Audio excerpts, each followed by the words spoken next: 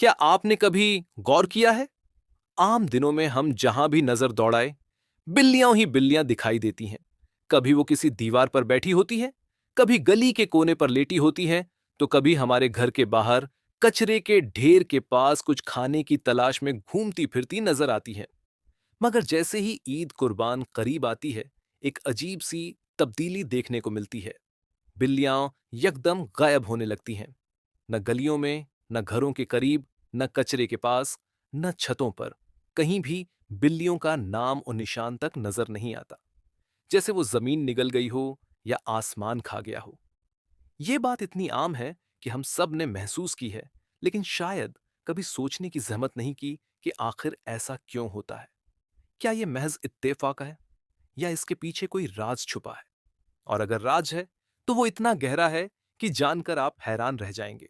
जब ईद कुर्बान का वक्त आता है, हर तरफ गोश्त, कुर्बानी और खून की खुशबू फैल जाती है।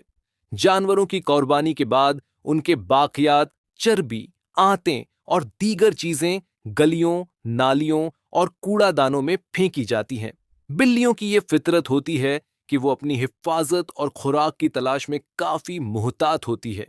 लेकिन ईद के दिनों में गलियों में जो शोर, रश और गोश्त के टुकड़ों पर कुत्ते, कौवे और इंसानों की भीड़ लगी होती है, वो बिल्लियों के लिए खतरनाक बन जाती है।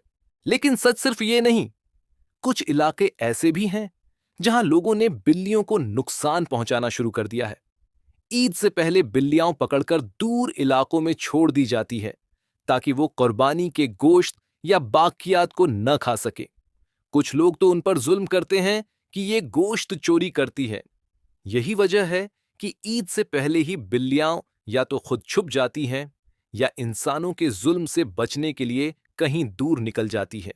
दिलचस्प बात यह है कि बिल्ली एक इंतहाई समझदार जानवर है। वो महसूस कर लेती है कि माहौल बदल रहा है, खतरा बढ़ रहा है, और यही उसका कुदरती निजाम दिफा है कि वो छुपने को तरजीह देती है। वो दीवारों के पीछे, छतों पर, पुराने कमरों में, या फिर ऐसे सुनसान मकामात पर चली जाती है जहां से वो इंसानों से महफूज रह सके। अब सोचिए, ये वही बिल्लियां हैं जो कल तक हमारे कदमों में घूम रही थीं। आज वो कहीं दिखाई नहीं दे रही। क्या ये महज एक फितरी अमल है, या इसके पीछे इंसानी रवैये भी कार फरमा है?